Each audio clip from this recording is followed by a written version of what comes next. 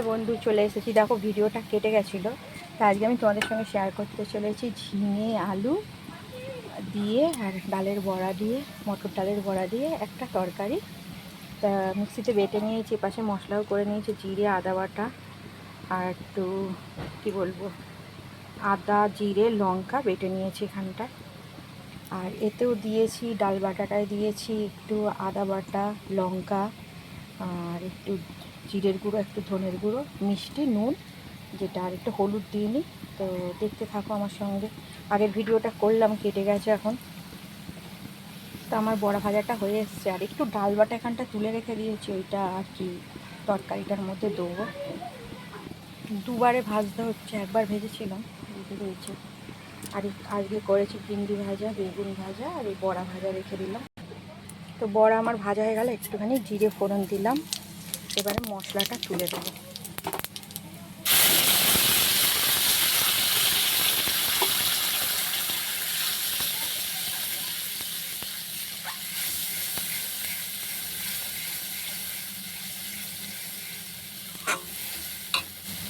তার সঙ্গে বাটা ডালটাও দিয়ে করতে হবে।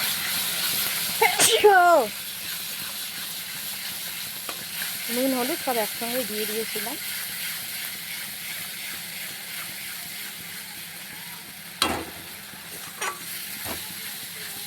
এতে একটু মিষ্টিও দিয়ে দিয়েছি।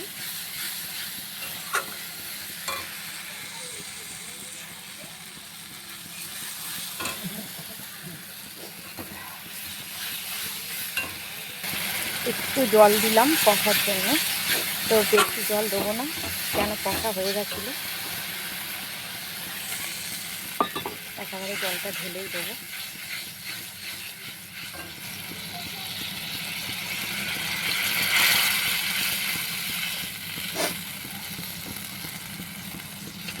গ্রেভিটা হয়ে গেছে, ফুটে উঠলেই সবটা দেবো, কেন আলুগুলোও এই দেখো আলুগুলো সেদ্ধ হয়ে গেছে।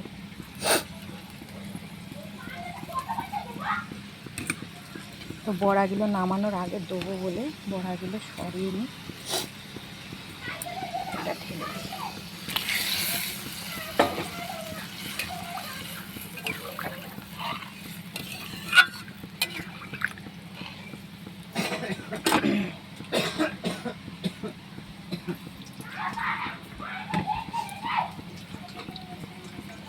তো কমপ্লিট হয়ে গেছে।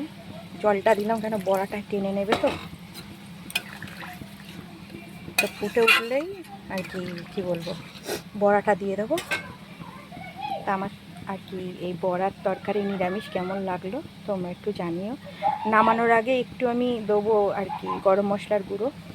কি বলবো, আমি একটুখানি চেখে দেখেছি, এত টেস্ট হয়েছে, একটু তোমরা খেয়ে দেখবে। আর আমি এই যে গরম মশলাটা দিলাম একটু, তা আমি আর কি একটু ফুটে যাক আমি দেবো, কেন ঝোলটা দেখো ঘন হয়ে গেছে, যেহেতু আর কি একটুখানি বাটা ডালটা দিয়েছি।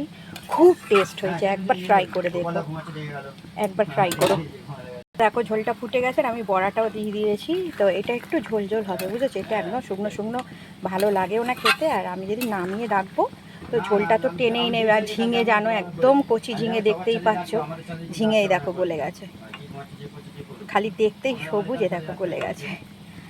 তো ঝোলটা ফুটে যাক। তা এতটুকুই। যদি আমার রান্না তোমাদের ভালো লেগে থাকে প্লিজ লাইক দিও আর সাবস্ক্রাইব করো, আমার সঙ্গে থেকে।